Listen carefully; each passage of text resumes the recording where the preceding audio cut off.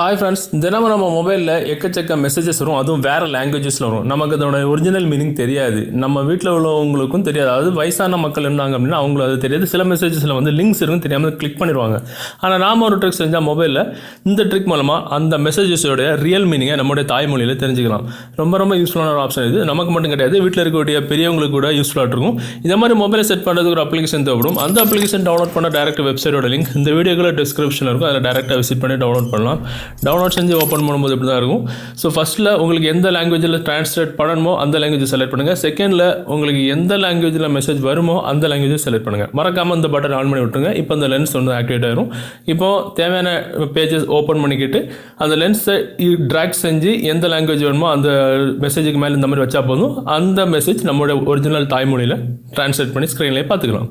அருமையான ஒரு ஆப்ஷன் இது. யூஸ் பண்ணி பாருங்கள். இந்த தகவல் இந்த வீடியோ உங்களுக்கு பிடிச்சுன்னா டெஃபினட்டாக உங்கள் ஃப்ரெண்ட்ஸ் கூட ஷேர் பண்ணுங்கள். பை.